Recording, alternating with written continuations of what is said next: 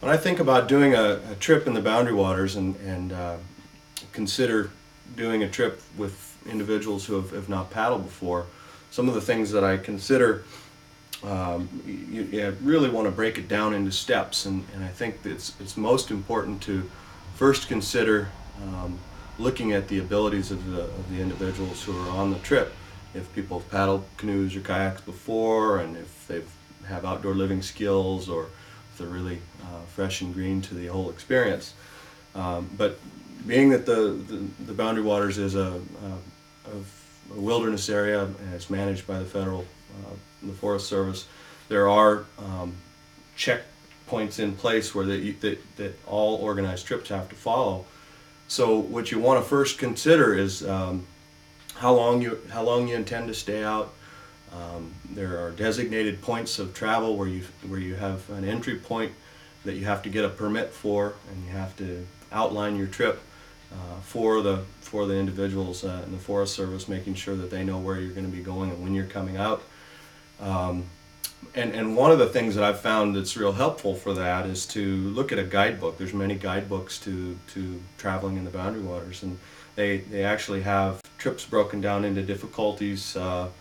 from rugged to intermediate to just pleasure trips. And in those, they give just brief descriptions of how long the portages are, and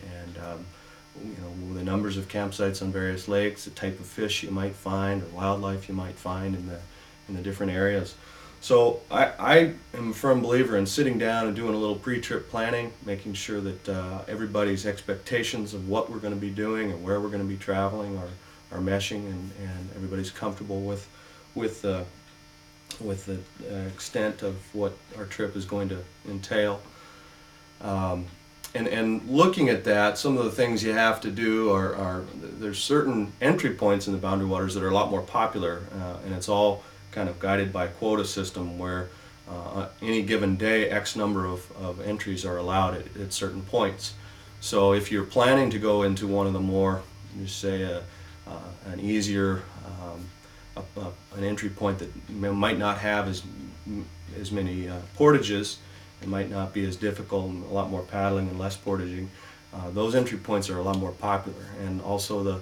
and so they fill up a lot quicker, and you're going to want to make sure that you get right on the stick, even as early as April or February, March, April, something early in the spring to do your planning for this, because it's a very popular thing to do and a popular place to visit. When you're looking at these things, you also want to consider the type of equipment that's going to be necessary. It's not necessary for everybody to bring their own pots and pans and stoves. You want to break down who's got an operable stove, who's got the right kind of cookware, who's going to be doing the food, the menu preparation, and just really dial it in so that everybody's feeling like they have things that they can contribute to the trip planning. So once you've got your entry point picked out, you're comfortable with the amount of time you're going to be spending, you start to work on your menu, you get your if people have not paddled before, you might want to do a little pre-trip paddling together, maybe even go over some procedural things like if a canoe was to tip over, how you'd get back in the canoe. And another thing that a lot of people don't realize, and they tell you this when you watch your informational video getting your permit, that there are black bears, so your food needs to be hung up, and you'll even go over a system by which you use a pulley system of hoisting your food up into the air each evening. So those are some things to consider when doing a trip. But the biggest thing about it is that you want to keep safety in mind, and it needs to be fun for everybody. And a trip like this should be fun and can be fun with the right preparation going into it. And all that takes a little bit of time and forethought.